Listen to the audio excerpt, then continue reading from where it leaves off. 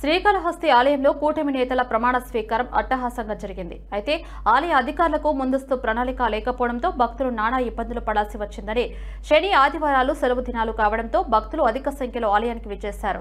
అయితే ఈ ఆలయంలో పాలక మండలి ప్రమాణ స్వీకారం కావడంతో మండలి సభ్యులతో పాటు వాళ్ళ అనుచరులు కూడా అధిక సంఖ్యలో విచ్చేశారు. దీంతో చంటిబిడ్డలతో భక్తులు, వృద్ధులు క్యూ లైన్లో అధిక సమయం వేచి ఉండాల్సి వచ్చింది. అధికారులకు ప్రోటోకాల్ పైన ఉన్న శ్రద్ధ భక్తులపై లేదంటూ ఆగ్రహం వ్యక్తం చేశారు.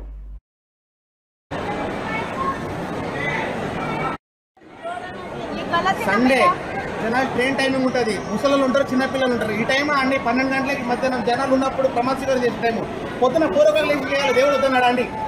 ఏందండి పవన్ కళ్యాణ్ వచ్చాడు, చంద్రబాబు వచ్చాడు, అంతా ఓన్లీ రాజకీయం ప్యూర్ మనీతో చేస్తున్నారు. ఇది తిరుపతి అయినా తిరుమల అయినా ఎక్కడైనా సరే మొత్తం ప్యూర్ మనీ మైండెడ్ అయిపోయినారు. 200 అంటే 200 టికెట్ తీసుకున్నాము, దానికి తొందర అయిపోతుంది. ట్రైన్ టైమింగ్ ఉన్నది. ఏందండి ఇది? అదే చేసే విధానం దేవుడికి దూరం చేస్తుంది. హిందూయిజం అయిపోయి మనం దేవుడికి మనలోనే దూరం చేస్తున్నాం. జనాలు ఇబ్బంది పడే ఇంకోసారి రాడకుండా చేస్తున్నాం మనమే.